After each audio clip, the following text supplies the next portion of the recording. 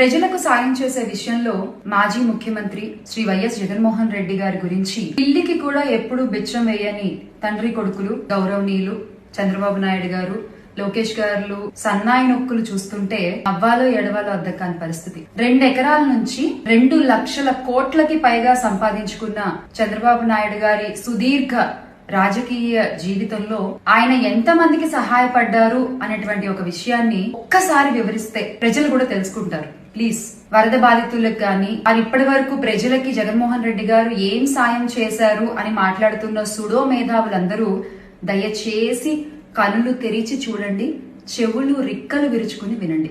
శ్యామల గారు, మీరు ఈరోజు మాట్లాడుతూ కొత్తగా అధికార ప్రతినిధి బాధ్యతలు తీసుకున్నారు. బాధ్యతలు తీసుకున్న తర్వాత మీరు మాట్లాడచ్చు, కానీ ఒక హుందాతనంగా, ఒక గౌరవంగా, ఒక సోర్స్తో మాట్లాడితే బాగుంటుంది.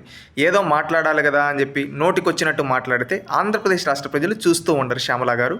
ఎందుకంటే మీరు చంద్రబాబు నాయుడు గారిని ఉద్దేశించి ఏవేవో కొన్ని మాటలు వాడారు. ఒకటి, మీ నాయకుడు నిజంగా పిల్లికి కూడా బిచ్చం వేయలేదు తన రాజకీయ జీవితంలో. చంద్రబాబు నాయుడు గారు ఎంతోమందికి, తాను ప్రతిపక్షంలో ఉండి కూడా లోకేష్ గారు చంద్రబాబు నాయుడు గారు ఎంతోమందికి సహాయం చేశారు. అది తెలుసుకోండి. మీకు తెలియకపోతే కొన్ని వివరాలు చెప్తాం. మీరు వివరించండి అని అడిగారు కదా, చెప్తాం.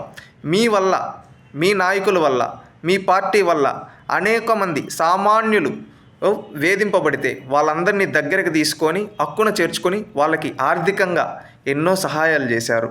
దాంట్లో తీసుకుంటే శ్రీకాళహస్తిలో పాదయాత్ర చేసే సమయంలో లోకేష్ గారు ఒక రజిక కులానికి సంబంధించిన ఒక మహిళని మీరు వేధిస్తే మీ పార్టీ వాళ్ళకి అండగా లోకేష్ గారు నిలబడ్డారు.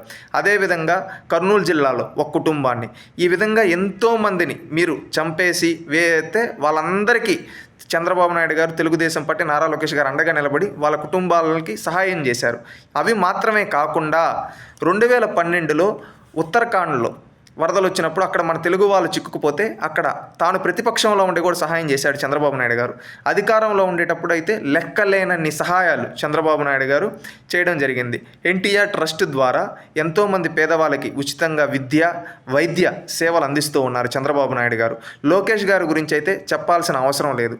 తాను ఓడిపోయిన మంగళగిరి నియోజకవర్గంలో ఆనాడు ఒక ప్రైవేట్ గవర్నమెంట్నే నడిపించాడు. ఆర్థికంగా అక్కడ ఎంతోమందిని పైకి తీసుకొని వచ్చాడు. మహిళలకి ఉచితంగా బ్యూటీషియన్ కోర్సులు కావచ్చు, అదేవిధంగా స్త్రీ శక్తి ద్వారా ఎన్నో కార్యక్రమాలు పెట్టారు. అదేవిధంగా ఆరోగ్య రథం పెట్టి ప్రతి ఒక్కరికి సేవా కార్యక్రమాలు అందించారు.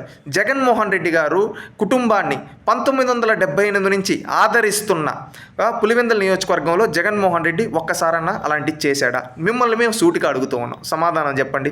అదేవిధంగా జగన్మోహన్ రెడ్డి గారు గతంలో 2014 అప్పుడు హుదుద్ వచ్చినప్పుడు నేను కోటిస్తా అన్నాడు, ఇప్పుడు వరకు ఇవ్వలేదు.